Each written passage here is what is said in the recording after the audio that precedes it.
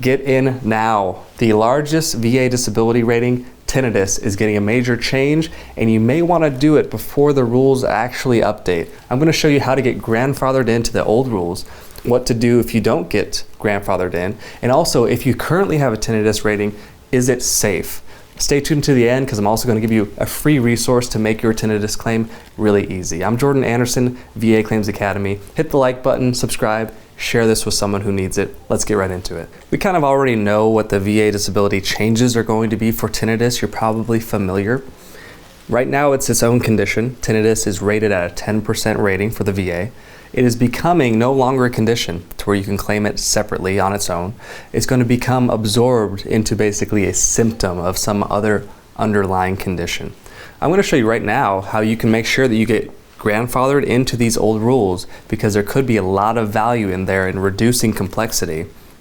But I'm also going to show you how you can get the best of both worlds, to where if you get benefit more from the new rules, you will actually be switched to the new rules, or if you benefit more under the old rules, they'll switch you to that as well. And that is through filing an intent to file right now. Go to va.gov, go to where it says file a VA disability compensation claim, start that process. It opens you up for 1 year.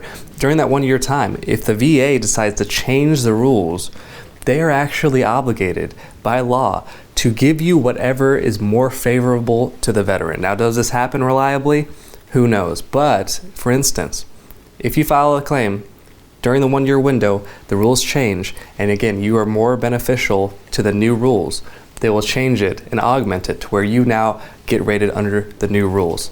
Let's go into what the strategy is. Tinnitus is what I like to call a cornerstone condition. Many people think that since it's a low value claim, that is not important to get rated for. Just the opposite. It's a cornerstone condition, and what that means is once you get tinnitus service connected, there are a lot of viable paths to high value conditions that you can do through very simple secondary claims. One of those, of course, is migraines. Tinnitus, the ringing in your ear, can trigger migraines. It can trigger these attacks, which could be oftentimes a 50% rating. That's the maximum. Also, it can trigger anxiety, depression, very clearly insomnia, which is rated as a mental rating. These on average are awarded at a 70% threshold, tremendously high value, all downstream of tinnitus. So again, it could behoove you to go ahead and, if you have tinnitus approved, or even if you don't have it approved, get in under these old rules, because now it is more simple doing these secondary claims as something that you're not having to prove some other underlying condition for. So how do you go about doing this? By the way, if you like this video, hit the like button, sound off on your thoughts, and share this with someone who needs it most importantly. The way you go about doing this is check the link in the description below.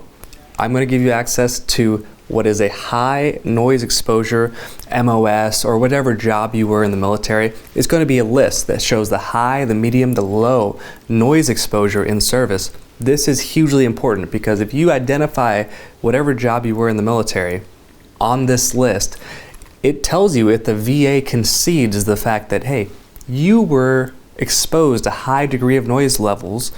That is a huge leg up for a win in terms of getting a presumptive condition, a presumptive rating for tinnitus. This could save you potentially $1,000 or more from having to get a nexus letter. So that is why it's massively important, because one, it could save you money for a nexus letter. All you have to do is write a good personal statement. Two, it could actually help you win your win percentage chance if you highlight the fact that you were high noise exposure.